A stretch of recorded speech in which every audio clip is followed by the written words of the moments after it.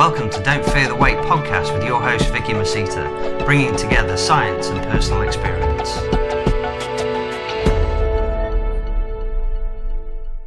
Hey guys, welcome back to the next episode of Don't Fear the Weight podcast with myself, your tiny titan host, looking even more tinier today because I am sat down and a hell of a lot less animated, but I am very color coordinated, so I suppose that's a bonus, realistically, isn't it? So in the hot seat today, I have got a very, very delicious looking friend of mine called Chris Barakat. Hello, sir. How are you? I'm doing great. Thank you so much for having me on, Vicky. I appreciate it. No, absolutely. It's my pleasure. And I'm excited to get into this topic with yourself today. We've had a few back and forths over the months, and I am an uber fan of yours, as you can well imagine as well, because I'm very good friends with Scott Stevenson, who you happen to train with on quite a regular basis. So that's always a good thing. So, but obviously I know you very well, but for people out there who don't know you, Chris, do you just want to give us a little bit of a background about who you are and why I have invited you on to Don't Fear the Weight? Sure. Well, I'm a big fan of you as well, and you inspire me to go in the gym and train a bit harder. So you're always just to tell you guys a little bit about myself. I'm originally from New York, went down to Tampa, Florida for grad school, and just never left. So I studied athletic training for my bachelor's degree, and then shifted over to exercise and nutritional sciences for my master's, obviously because I fell in love with bodybuilding during my undergrad years. And right now, I teach there part-time as an adjunct professor, and I still help out in the lab. So I teach nutritional supplements at the moment. I've previously taught intro to exercise science and a general nutrition course, but full-time, I just work with clients and do online coaching. Fantastic. Okay. Yeah. And you've got quite a wide variation of clients online, haven't you? Both ranging from males to females as well, and all for different body composition prep. Is that right? For sure, yeah. It's basically a 50-50 split in terms of Gen Pop and competitor. And then when I first started, I had all guys. Yeah. And it seems like there's been a little bit of a shift where I actually have more female athletes at this moment than male athletes. And that's for a multitude of reasons. I feel like almost every female has a coach, where a lot of guys just, I'll do it myself. Isn't that the case? Do you find that females kind of venture toward you because you've got quite a soft approach with them? Not as in like, you're not going to push them hard when they need pushing hard, but like the way that you speak, the way that you approach things, I find you very, very soft and delicate and quite approachable, Yeah, I appreciate that. I'm not sure what it is. I think the work over the last few years has started to speak for itself, and nothing's better than word of mouth. Sure. But yeah, I feel like I am very approachable. I basically get along with anybody, and I don't know, I just try to have an open mind. I do truly treat every client different. Some client need that pat on the back, and then other clients, I've given them that pat on the back and they got so excited that they stopped executing. So I'm like, all right, you're never getting a compliment again, and I'm going to just be harder on you. So you have to find that balance. But I really do I don't know, I kind of read people psychologically and get a good feel of what they need to keep going and nurture them that way. Yeah, definitely. And I think that's a really good take-home message as well. Just from the get-go, we're having... See, look at this. This is an amazing podcast already, because just from the get-go, we're having take-home messages. That you need a coach that is going to adapt their style of coaching just to you particularly as an individual, which is what we both pride ourselves on. Right. Okay, cool. So now everybody knows who you are, and they're going to be raving about you and sending you messages asking for coaching immediately. But let's dive into the podcast topic, which is all about... lean muscle gain in female athletes. Now, we are going to be talking predominantly about bodybuilders in their off season, I'm assuming, because general population clients, I don't know about yourself, but a lot of them, for myself, are just looking to actually just change their body composition realistically rather than gain lean muscle tissue. For sure. And one of the big things that we're hearing quite a lot of at the moment is women getting too scared when they start to quote unquote bulk. Yeah.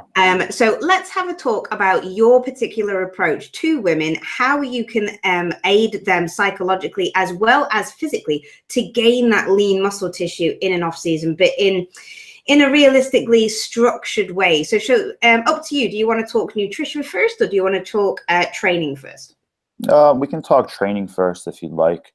Okay. Something that I like to do is basically ask the client and the competitor what are the weak points that you want to bring up, and then what are the weak points that the judges are continuously pointing at, saying, hey, this is what you need to improve. Because sometimes that doesn't always go, that there's not always a parallel there, right? Like sometimes the competitor might want to continue improving this body part, but the judges are saying, actually, you're good here, you need to improve this body part. So kind of making sure that they're either on the same page, or if there are differences between the two, just still put a plan in place to address both of them. Sure. And then just let them know that building tissue is going to take a decent amount of time, and you just need to have enough fuel coming in to support the recovery process. I don't think that it needs to get out of hand, and you don't need to gain a tremendous amount of body fat, but you do want to make sure that you feel good almost every training session. You're recovering well from session to session, and that you just feel good and you're ready to roll.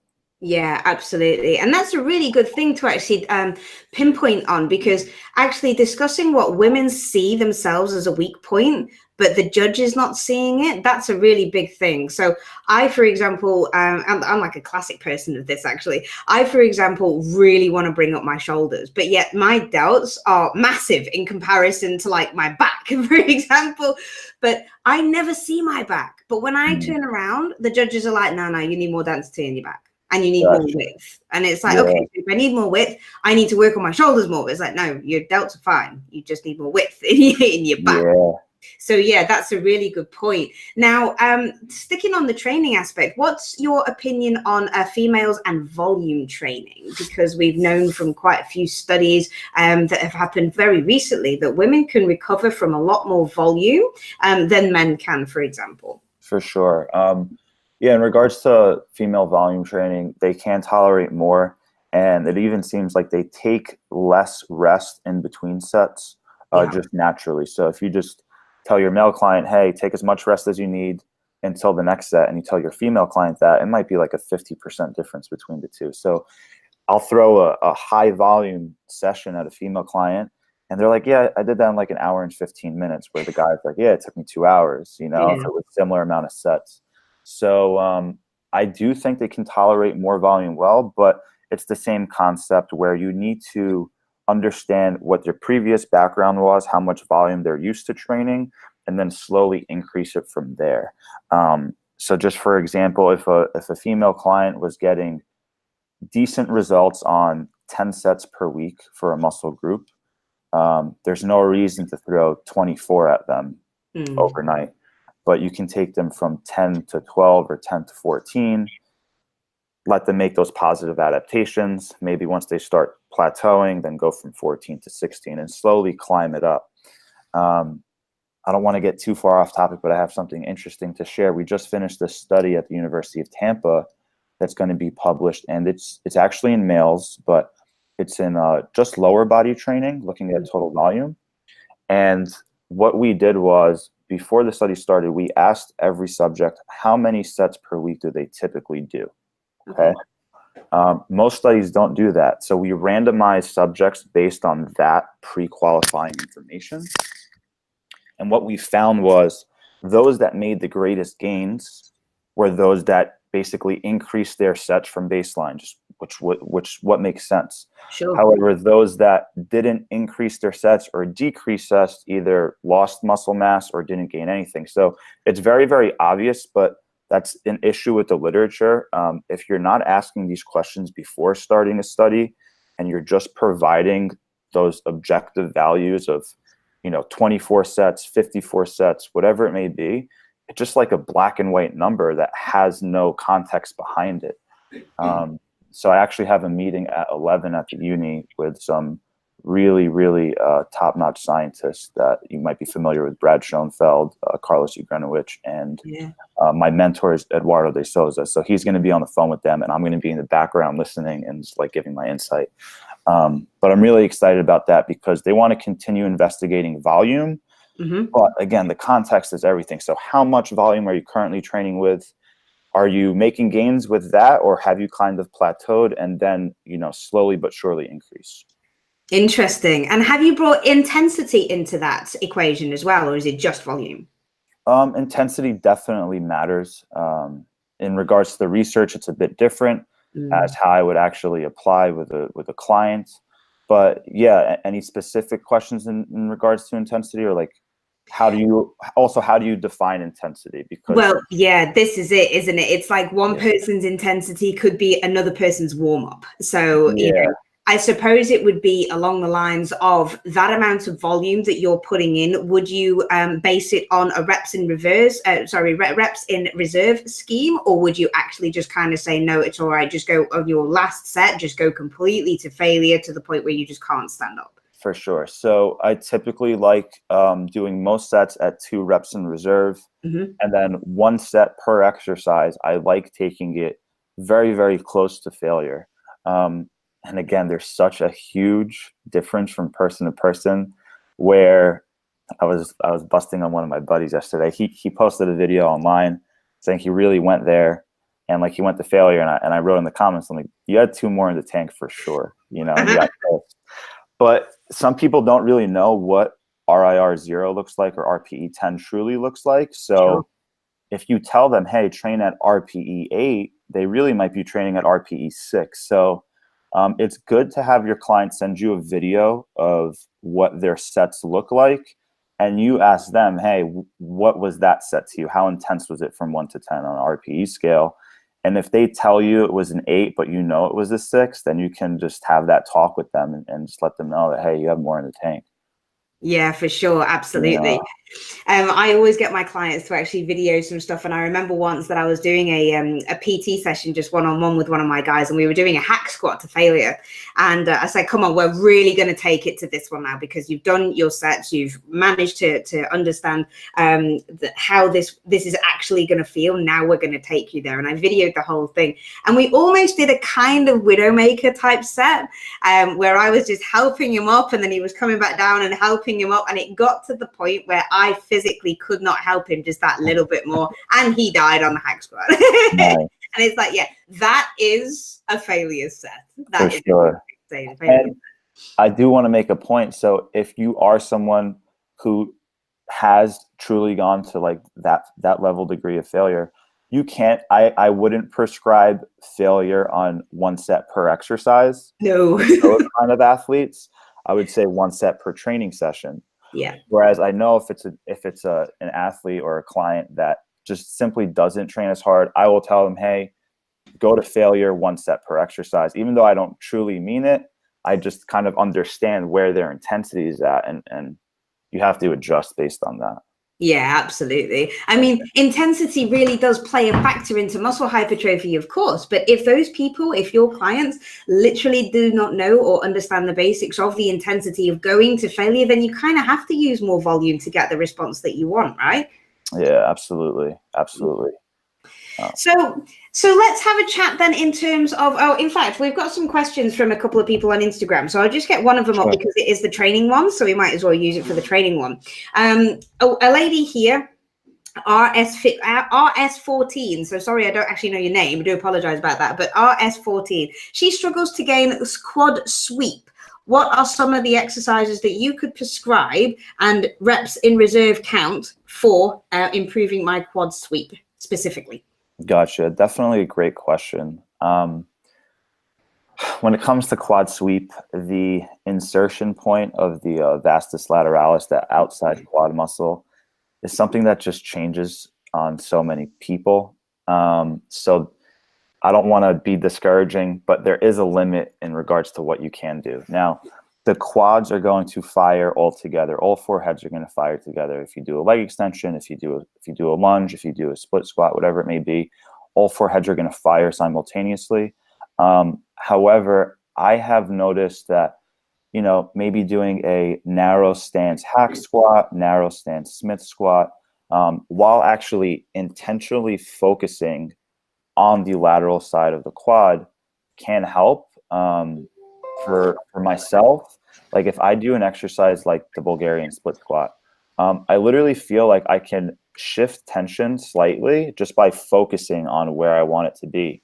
So if I want my VMO to fire a bit more, my teardrop, maybe I'm driving a little bit more force from like the midfoot and my toe, And if I want more VL, maybe I'm driving more on the outside of my foot and I'm pushing more on my fifth metatarsal.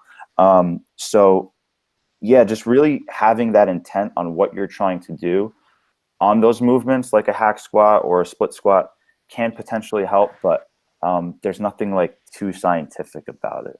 Yeah, you just got to go there, don't you? Would you say that even in the narrow side of things, when you go onto like a hack squat, like you were saying, or even like a front facing V squat or something, would you advise maybe putting a maybe like a hip circle around your knees, just to maybe kind of focus on that almost like knees out scenario to hit that, just in case they can't actually get the balance on their foot properly?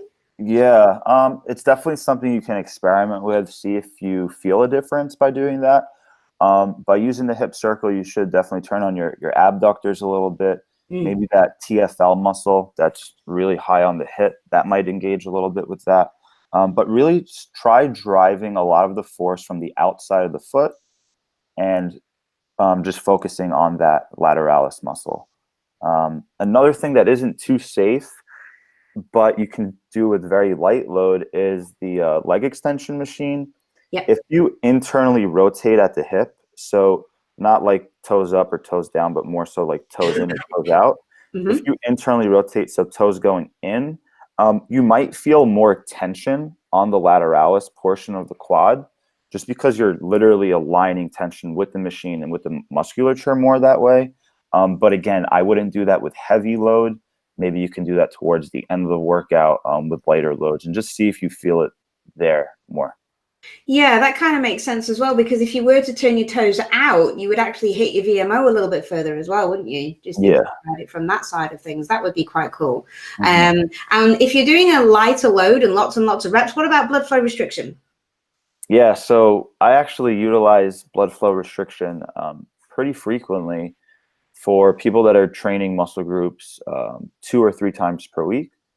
So, for example, some of my girls, to keep it focused on female athletes, a lot of times I give them a full lower body day that might be more strength focused, a lot more compound movements.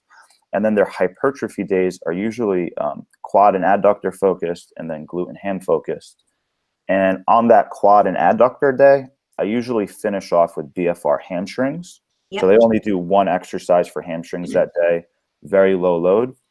And then on their glute and ham day, I usually have them do 1 exercise of BFR quadriceps, so like leg extensions to finish it off. But it's a great tool. It doesn't negatively impact recovery because it's not going to cause muscle damage, but you'll still get that hypertrophy response, the metabolic stress, and the cell swelling. So yeah, I think it's a great thing to keep in your toolbox. And it's absolutely disgusting. Do you use it, Vicky? I do, yeah. I do use it on the leg extension. I am very, very weak on leg extension anyway, so I have to use a really light load.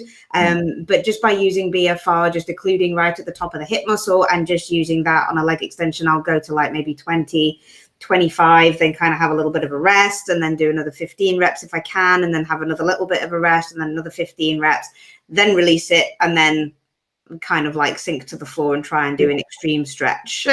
Oh, nice. Yeah, it's not very nice. Yeah. But, you know, it's better than, I suppose, anything else. Right, now I've got another question. This was actually from one of my girls that she wanted on here. Now she by DM Powerlifter. Hiya, Danny. If you don't follow her, Chris, at the moment, just go and give her a shout, because she's absolutely sick. She looks wicked. She's just actually placed British champion in the British Powerlifting Championships at a 47 kilo lifter, so she's very, very cool.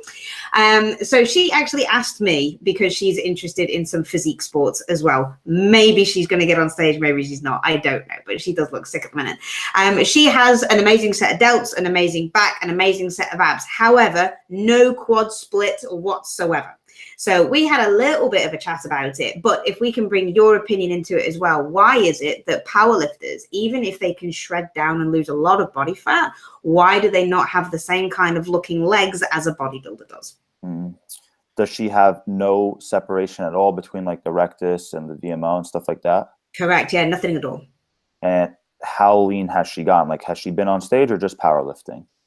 Oh, she's been powerlifting, but she's extremely lean. She's a visible 8-pack, striated shoulders, striated. Oh, wow. Yeah, we get a nice and lean because I don't do any kind of water cuts with my girls who are powerlifting. They make weight properly, efficiently, and maintain their strength. Sure. I'm actually like hyped to share my input on this right now. So let's go back to maybe your first prep ever, or I'll tell you a story about my first prep ever, but think about your clients that are first-time competitors, okay? When I'm speaking about this. So my first prep ever, I was getting lean, losing body fat everywhere, but my legs weren't separated, okay? However, if I were to pinch my skin, I didn't have a lot of subcutaneous fat. So it wasn't like I was like thick, but my legs just didn't have that separation. So it sounds like that's what's going on with your client right now.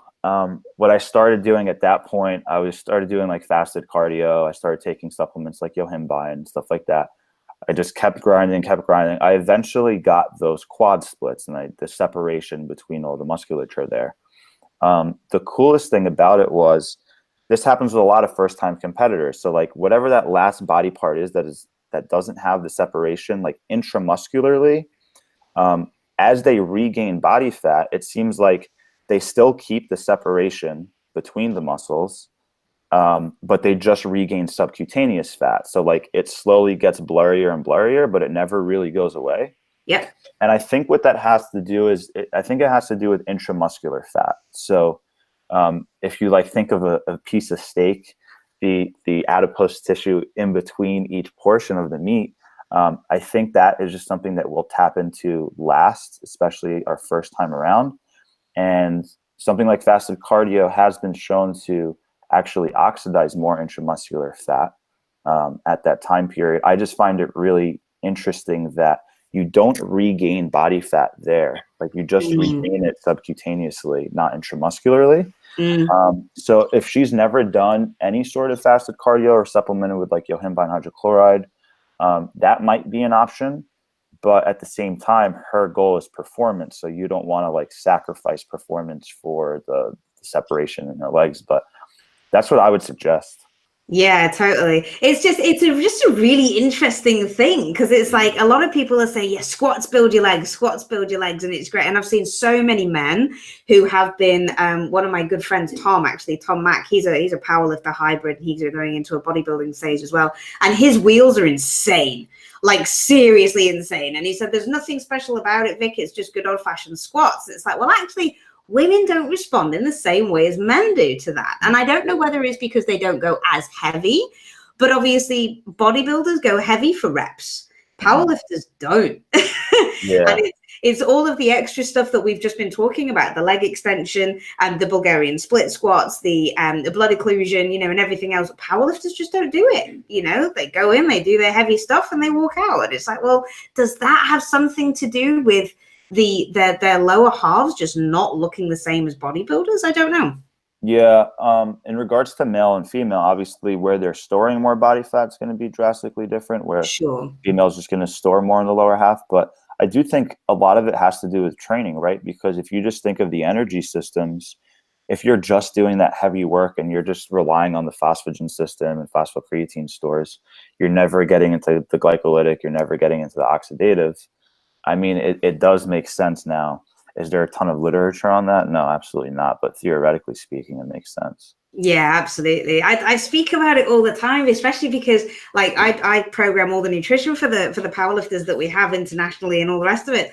And when I take their carbs off them, they're like, oh my God, I'm not going to have any carbs. What am I going to do for energy? I'm like, it's fine. You don't use the glycolytic system being a powerlifter. You use a different system. And just trying to explain this. And then when they do obviously go and lift and they have near enough, they've maybe had a couple of 0 carb days and things like that until after they weigh in. And I'm like, shit, I feel really strong.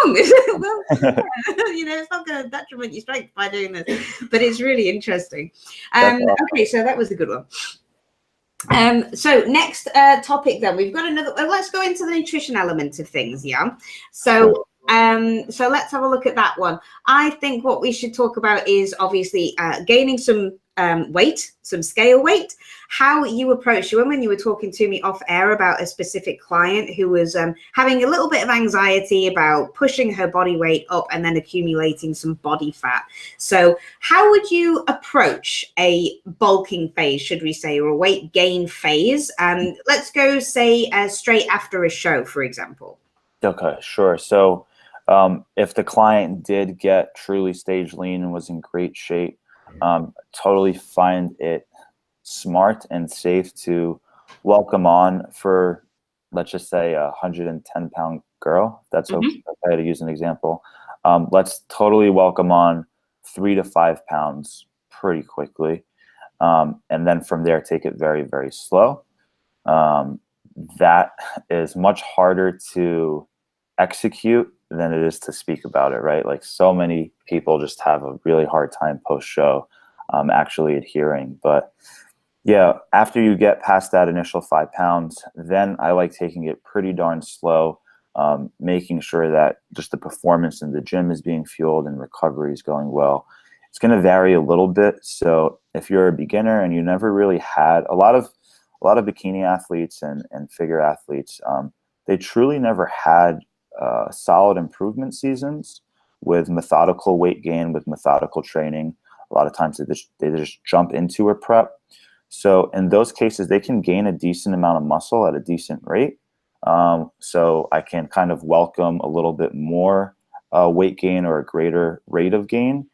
So it's super important to pay attention to the photos, obviously pay attention to the scale, but just take into consideration, like, how experienced is the lifter? How far away from their genetic potential are they?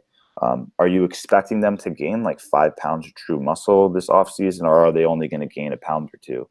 And that's going to definitely affect how you approach the rate of gain with the client. Yeah, absolutely. And that first kind of 3 to 5 pounds that you're going to put on them predominantly, obviously, your body is primed to lay down body fat at that point when you walk away from a stage, which is the reason why it's so important to try and not binge. It's so difficult, right? But just kind of keeping those first couple of weeks in check and just kind of bringing them back up slowly. Would you expect those first 5 pounds to be glycogen, water, and of course body fat? Yeah, I really feel like a large percent of it, that first week, a lot of it's water, but after that first week and they start regulating back to normal, it's true body fat and a little bit of glycogen. You just have to be okay with it, accept it. And one thing that is really hard is if your look, let's just say, on the way down, you were, 125 pounds and you went to 110. And then on the way up, you regained those 5 pounds really quickly and now you're 115. If you compare it to your 115 on the way down and you look worse, it's really, really hard psychologically, and that happens a lot. But what you'll start to see is if you gain those initial 5 pounds and then take it slow, maybe your 120 on the way up is going to look better than your 120 on the way down was. Yeah. So that's a good sign that, okay, I'm finally actually adding tissue. That initial fat gain is kind of over and things are moving in the right direction. So it's important to have the big picture ahead. And I kind of let my clients know that, hey, this is what's probably going to happen. Your scale weight and your physique might look a little bit worse at first compared to how it looked on the way down. But slowly but surely over time, the improvements are going to be made, the adaptations will be made, and you'll start looking better at the same body weights. And that's when we know we're moving in the right direction. Damn right. Okay. Yeah. And what about if they say to you, okay, I've compared the pictures when I was on my way down and I'm 118 now. Now I'm 118 on my way back up, but I've got back fat and I never had back fat before. So what the hell's happening now? Yeah, that happens. Nothing we can do. I basically say, the way your body fat is restoring its subcutaneous tissue is a bit different. It can redistribute over time and kind of go back to what you're used to. Sometimes it does, sometimes it doesn't. I then try to look at, okay, what body part is leaner than it previously was, and try to throw in a compliment. We'll be like, well, at least this is leaner than it previously was. So for example, taking your client that doesn't have the quad separation, let's just say theoretically she got the quad separation and then she regained weight and she had lower back fat, but she kept quad separation, be like, well, hey, at least you still have some lines in your quads that you previously didn't. So kind of see where it didn't go and then throw them a compliment there. It's Try to so give them a bright true. side. That's it. I've got a male competitor. He's a bodybuilder, and he did very well last year. And when he first came to me, he was really chunky to start off his prep with. So we had quite a long prep. It was about like 40 weeks or something because he came to me quite chunky. And actually, on the way back up this time around, his legs were astronomical on stage. They were his best body part. And I said, that's what's going to separate you from everybody else, because he was brilliant. And on the way back up, he did start to put on a lot more abdominal lower body fat. But his legs were still sick. And even he said it to me. He was like, I don't understand this redistribution that's happening. Why are my legs looking so great? I said, dude, just don't bother about it. You look great. It's fine. I know those feels like post show, like I can like peel down, hit like a rear double bicep, have split hammies and like a really lean back, but I won't hit front shots because my lower, like my abs and my midsection just are gone. I'm like, oh, this is no bueno. It's funny. I bet we're all different as well, and it all kind of distributes in different ways. And sometimes it's like, I remember after my first prep, I started getting back fat to the point where my bra was so like it was pinching in. And I remember saying to my husband, what the hell is this? I've never had back fat in my life. Whereas now, like since my last show, I mean, I've prepped extremely differently this last time around than I did the first one. Whereas now I just don't seem to have put on any kind of body fat. It's very, very weird. Which is, I mean, you can tell that, my ass has got a little bit fatter and that kind of thing because I can sit on it longer, which is nice. Because that's really terrible. But yeah, for some unknown reason, I'm eating so much more food. My training volume is realistically, okay, fine, it's increased because I'm trying to grow, but the scale weight hasn't changed and I haven't realistically put on any body fat whatsoever. I've still got striated shoulders and chest and I've still got visible abs first thing in the morning, which is a good thing. So it's very weird how my composition is a hell of a lot different. Yeah. And I'm eating about 1,000 calories more now than I was doing previously in my off-season quote unquote bulk. Wow. Which brings me to the next question, and we might be able to delve it in. I forgot this girl's name. So Katrin Holtby. So she's basically said, I'm someone who struggles to put on weight and I've tried literally everything that I can. What else can I be doing? Because she feels like she's exhausted everything else. Now, from speaking from my perspective, I would just kind of say, you're just not eating enough. Yeah. What would you say? Yeah, I totally agree. But if she's having difficulty getting the food in, I guess I can make the suggestions to make sure her calories do get higher. I think maybe first and foremost, if she's not doing any intra-workout nutrition, start introducing carbohydrates and maybe a little bit of essential aminos or whey protein isolate while she's training, just to get her calories up, right? So if she can increase her calories by 120 per day just through an intra-workout liquid, she probably won't feel it, and she probably won't be like, I can't get in this food, I'm always so full. She'll just be sipping on the fluid while she's training. And then if she really needs to gain weight, this might not be optimal for minimizing fat gain, but it would be optimal for stimulating her appetite, would be to utilize more high glycemic carbohydrates, because that's going to ramp up your appetite a little bit more. It's going to cause your blood sugar to, spike up, peak, and then kind of crash.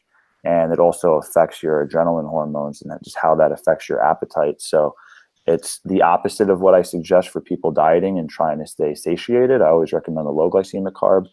But if you're just full all the time, utilizing high glycemic carbs that are really easy to digest might be a good route. So something like cream of rice, so easy to digest. Yeah. And you can have 2 servings and it's like the smallest amount of food. It goes down easy, and hopefully you'll be hungry like 2 hours later, 3 hours later, and you can kind of do it all over again. Yeah, for sure. It's interesting what you said there about not so great for reducing fat gain. Why would you say that the higher glycemic loads would improve fat gain? Just because of the hunger stimulus? Say that again. Why don't I recommend high glycemic carbs for minimizing fat gain? Oh, yeah, just because. So if you're trying to minimize fat gain, obviously you want to keep your calories in check and still tracking. So if you're someone who doesn't have an issue with their appetite and you have a lot of high glycemic carbs, you can easily overfeed by accident.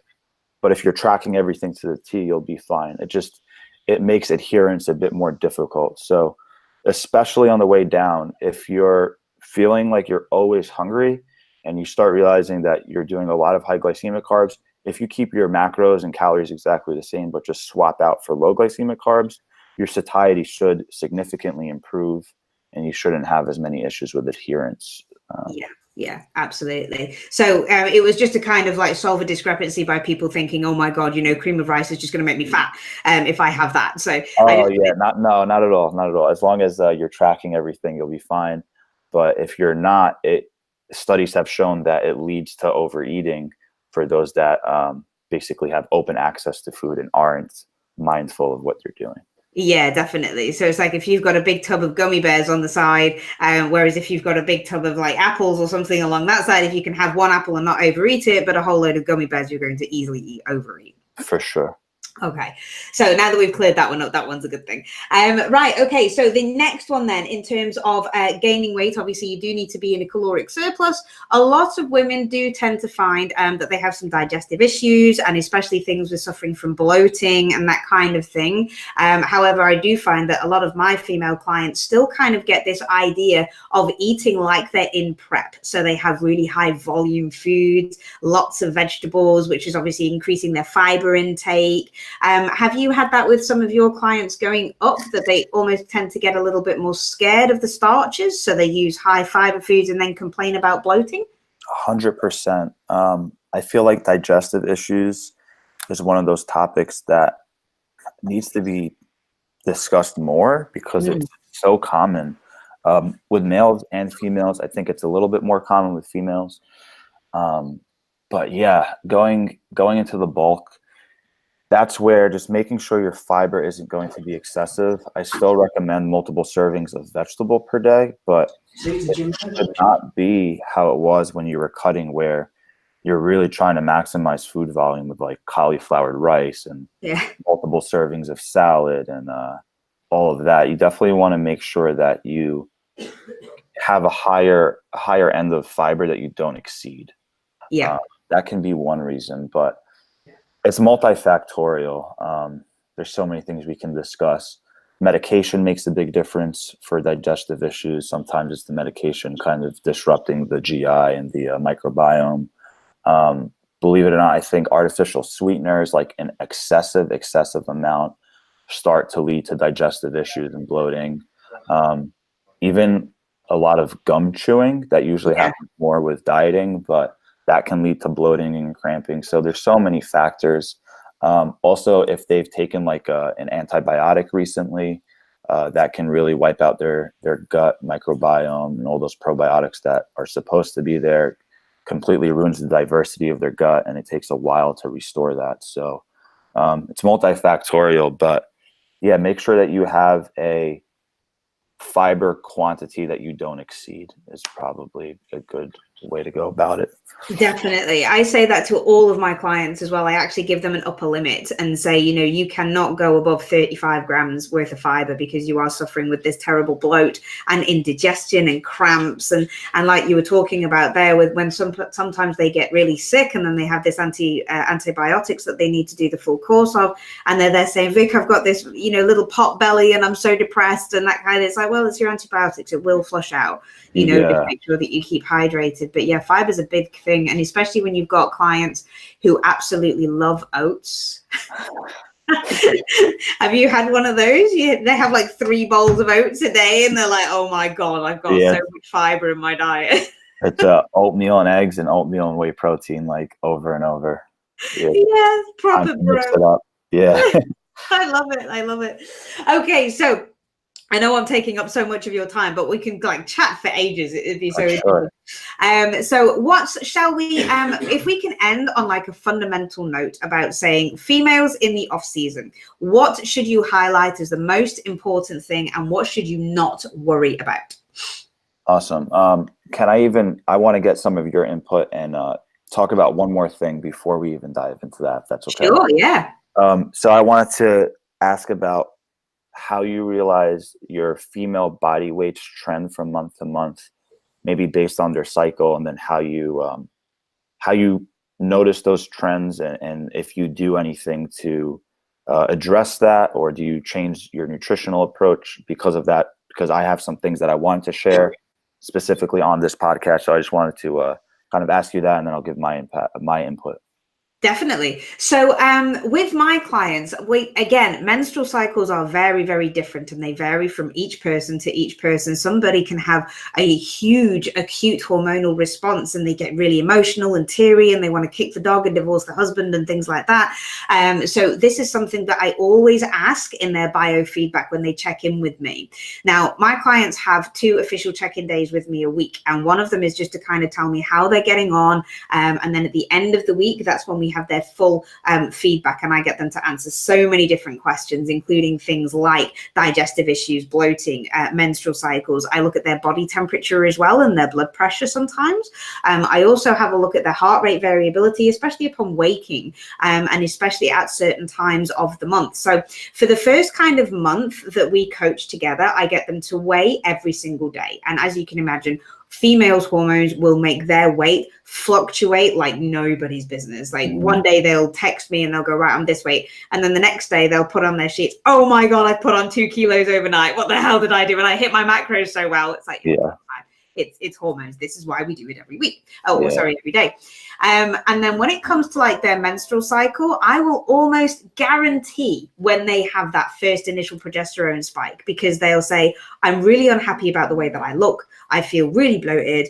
My husband's pissing me off on absolutely everything. And I just want to eat a whole tub of Ben & Jerry's, sit in my bedroom curled up in a ball, rock and cry. It's like, okay, now this is the extreme thing, okay? The other person, considering, they may just kind of say, do you know what, I feel okay, but I came on my period, and my weight gain has gone up by this much. So it kind of messed with my head a little bit, but I'm okay. So again, it varies individually. With the emotional people, I will actually have like a different colored red marker on their calendar to say, right, you're going to be spiking your progesterone around about here, and we're going to coincide them. We look over about a 3-month period before I actually start manipulating their macros, especially if we're not competing or anything like that, so we can be fine.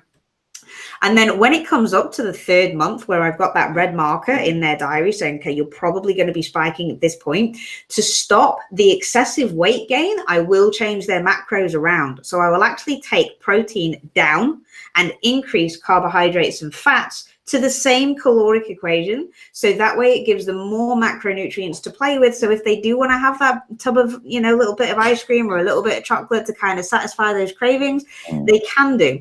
I will invariably give them a little bit more fat as well and take the carbohydrates down. So it stops that water weight spike up in the scale. And from there, that'll stop their psychological kind of mental approach going, oh my God, I've gained like 6 pounds on the scale, because that is, you know, that can happen, of course, with women. With the whole bloating thing, I found that when you take down protein, when it comes up to that extreme bloating periods, it does seem to kind of stop that bloat as well. So, but I have found that if we just kind of give them more food, so instead of just like calorically equating them, if we just kind of bump up carbs and fats for that 1 week and keep protein the same, the bloat still happens. Now, whether or not that's literally just because we are taking calories it realistically into a surplus rather than above maintenance. And that's the reason why it happens. I don't really know. But I've also found that psychologically, because they don't see that bump up on the scale weight, they feel better in themselves. They still go into the gym. They still have a really good session. They sleep better as well. And their body temperature doesn't spike so much. When you are ovulating, your heart rate does elevate when you sleep. So by monitoring those variabilities as well, especially first thing in the morning, like if one of my clients, for example, has a 58 BPM resting heart rate first thing in the morning, but then when they're coming up to that hormonal spike, it turns up to like 75, 76. It's like, okay, so you're a little bit stressed because your body's under stress because you're ovulating and menstruating. So we maybe want to take in an additional rest day this week, just to kind of bring that back down as well, just to reduce those cortisol levels. I do always recommend my clients having ashwagandha as well. because ashwagandha obviously helps promote the parasympathetic nervous system and brings cortisol levels down at the same time from that side of things. But yeah, and in terms of making weights for powerlifters, that's a bugger. That's a real big bugger. I don't like the majority of my clients, well, I do actually recommend it. I don't like them being on exogenous hormones. So I don't like being on exogenous or, artificial contraception. I'd much prefer them to use a different method, because that can really mess up some internal mechanisms. But with making weight, again, we just kind of hope that they're not going to be due their menstrual spike before they have to go and weigh in or around competition time. But if that is the case, then again, I still use the same kind of principle. I just bring carbohydrates down, increase their fats a little bit, so the water weight doesn't just kind of go up excessively with the additional carbohydrates. Gotcha. That's all really cool to see how you go about manipulating those variables and even just tracking them. But I just want to share some of my feedback that I think will be really practically applicable for everyone listening. So something that I used to do in the past, and I still do now, is a lot of times after the cycle ends and they just start that follicular phase, I usually have refeed days, maybe like 3 back-to-back, right at the start where they're most insulin sensitive and they can kind of utilize those carbohydrates a bit well. Sure. But I'm starting to dive into this great book by Lyle McDonald, The Woman's Book. Have you heard of it? Yes. Big fan. Yeah. So I'm learning so much, and I'm starting to play with more variables. So now what I'm trying to see how this is going to impact is maybe midway through the month, I'm going to start decreasing carbohydrates and increasing fats, but keeping calories the same, keeping protein the same. I'm just really curious to see how that's going to affect their total weight loss and energy and mood. But I think another important point is to also potentially schedule your deloads based around your cycle. So a lot of people feel super weak when they are on their cycle, and they just don't have that strength there. So if things are going well for 3 weeks and you're on a normal cycle, which isn't fairly common, you can potentially deload when you're not feeling well and energy is low, just because of the time of the month. So I think all of that's pretty important just to pay attention to.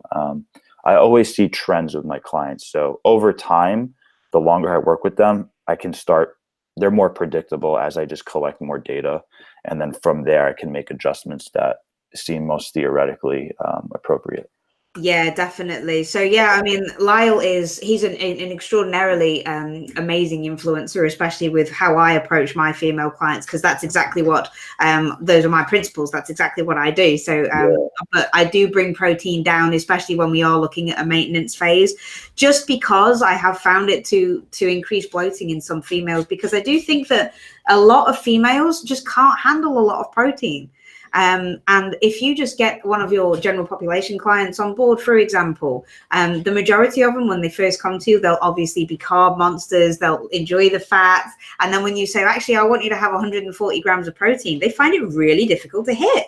For sure. Really difficult. Yeah. And then when they first of all start hitting that macronutrient number, then they start having digestive issues, and they're like, Chris, I can't go to the toilet. Why haven't I gone to the toilet in 3 days? Is it because of the protein being a little bit higher than what they're used to? Or from what I've found as well, I don't know if you found it, but I've actually found that men and women across the board, when they start to become constipated because we've actually basically changed their macronutrients around and given them more protein, and they're having quote unquote cleaner food, and they're not just kind of eating shit, they're basically not shitting out the shit that their body doesn't need. Do you see what I mean? So the nutrients that they're taking in, their body is actually utilizing, because we filter out and crap out the stuff that we don't need. So if now you're not going to the toilet 4 times a day, that's a pretty good thing. For sure. So many positive improvements just by stop eating like crap, right? Yeah. For those Gen Pop people. Yeah. Exactly. What's the lowest end that you go with protein for your females? Probably about, as in like when I change their macronutrients around for their menstrual cycle. No, just like if you're doing an initial setup. Oh, right. Okay. So I'll probably just start it off if we're looking to say like decrease body fat. So if we're going to put them into a deficit, I'll go anywhere between 0.8 and 1 gram per pound of body weight. So that's what I'll do. However, if we're going to go into a little bit more of a maintenance or a surplus, I'd really want to kind of maximize the absorption of carbohydrates and fats. So I'll probably go bare minimum 0.6, 0.7. So, and then the top end, I'll go 0.8. But then some people, just for adherence wise, they may really like eating bigger pieces of steak or bigger pieces of chicken because they want to sit down with their family and have a roast dinner and that kind of thing. So I'll give them the topper end of like, a gram per pound. When we're going into a big deficit for a bodybuilder, for example, and they want to get that really low body fat element, I will put them on the more conservative end between 1.1 and 1.2 grams per pound of body weight, just to have that safety net, I suppose, for muscle loss. But that's the one question that I wanted to actually ask you in terms of are you okay for time, by the way, Chris? Yeah, we're good. Yeah. Okay, I got 15 minutes. We're good. Oh, brilliant. So just on the way down, in terms of really getting low on body fat and that kind of thing, do you find that women tend to lose a lot more muscle tissue because of the amount of cardio that you have them doing, or do you find that they actually retain their muscle tissue better than some men? I think they retain way better than men. Why do you think that is? Because I agree, but why do you think that is? All the boys out there are now going, damn it. No, and I've seen it from DEXA data all the time. I'm spoiled. I'm lucky that I have access to that with my local clients, but I've seen it. The reason, my theory behind that is this: males rely on testosterone as their primary androgen hormone, and let's just say theoretically, a guy starts at 650 and at the end of prep, they're at 120. Yeah. They just had a significant reduction in test throughout their prep. Whereas females, their test is always on the lower end. So even if they take a small dip throughout contest prep as they get leaner, it's on such a smaller scale that it doesn't impact muscle retention and strength performance nearly as much as you see with the men. So I think it has to do with that alone, with just men relying so heavily on test and females not. But yeah, I think females do a much better job of retaining tissue on the way down. I've seen females gain tissue during their preps. Yeah. It's strange. See, sometimes we always go like females, as a female, you don't have the testosterone to build muscle. It's like, yeah, but we can hold on to it. Yeah, for sure. I think that makes a huge difference. Cool. So as we know, we are obviously wrapping up for time now, and like I said, we could talk for hours, and we'll probably get you back on again because of different questions that are kind of bringing up from here. But one question I have started to bring up on all of my guests for this end period is, if you had the choice to sit around a dinner table with 3 of your most influential coaches, who would they be? Oh man, that is a crazy question. I know, right? And they can be dead or alive. So it can be like one of the oldies if you wanted it to be as well. Wow. All right. I would probably say Nick Tong. Yep. Okay, you're familiar with him.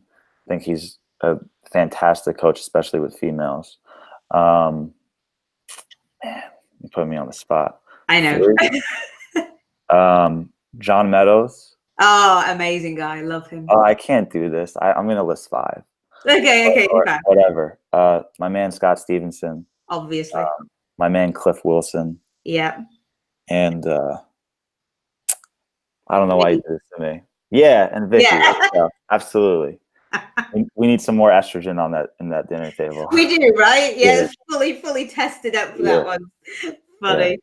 All right, brilliant. So very last thing then, Chris, where can people find you? Where can they follow you and ask you questions if they've got any?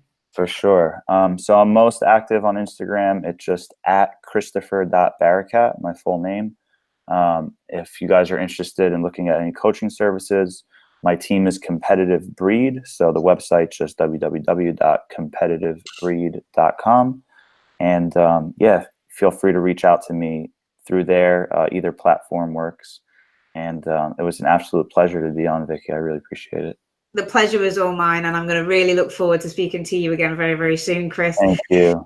So I'll make sure that I put all of those links in the comments, guys. If you do have any questions at all, like Chris said, obviously just reach out to him or put the questions in the comments section and we will get back to you ASAP. So that is it from us, it from Don't Fear the Wait. Chris, it's been an absolute pleasure as always. And I'll speak to you guys again next week.